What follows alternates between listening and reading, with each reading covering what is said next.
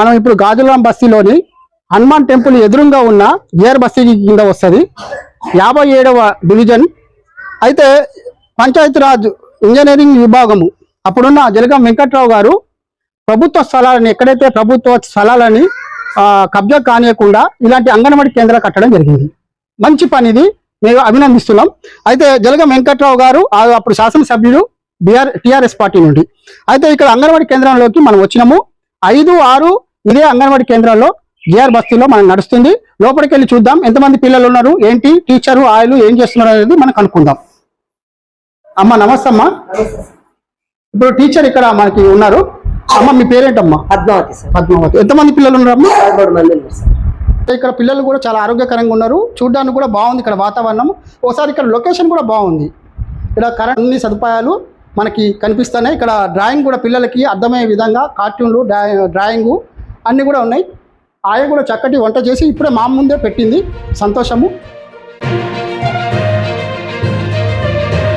ప్రకారం 12:30కి భోజనం, మధ్యాహ్నం మామూలుగా పిల్లలు పడుకొని లెక్సాక స్నాక్స్ ఇస్తాం. చిప్స్ వస్తాయి మనకు, అవి ఇస్తాము. 4:30కి 4 గంటలకు పేరెంట్స్ వస్తారు, తీసుకొని వెళ్తారు. ఇక్కడ చదువుతో పాటు ఆరోగ్యకరమైన ఆహారాన్ని ఇస్తూ ఇక్కడ చక్కగా చూడడానికే చాలా బాగుంది. అన్ని సదుపాయాలు ఇక్కడ ఉన్నాయి. మరి ఇక్కడ కొన్ని చోట్ల అయితే మరీ దారుణంగా ఉన్నది, అది మీకు చూపిస్తాం, అది కూడా చూపిస్తాము. పిల్లలు బాగుంటుందమ్మా, వంట బాగుంటుందా? మంచిగానే ఉంటుందా? సూపరా? వరలక్ష్మి గారు అంతేనా? వరలక్ష్మి గారు. అమ్మా మీరు ఇవాళ ఏం వంట చేశారమ్మా? ఆకుకూర పప్పు చేశాను సార్. పిల్లలకి జాగ్రత్త చూసుకుంటారా? చూడండి, ఇప్పుడు ఆయా తోటకూర పప్పు ఏదో చేసి పెట్టింది, మంచిగా బాగుంది, పిల్లలు తిన్నారు, మేము కూడా చూసాము.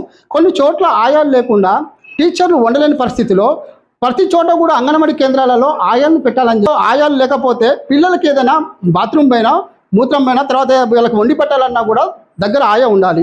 ఆయాలు కొన్ని చోట్ల లేదు, ఇక్కడ ఆయా ఉంది. పిల్లలు చూడంత ఆరోగ్యంగా వెంకట్రావు కట్టించిన ఈ బిల్డింగ్ పేరు ఆరోగ్య లక్ష్మి అనే పేరు నామకరణం చేయడం జరిగింది. అమ్మ ధన్యవాదాలు.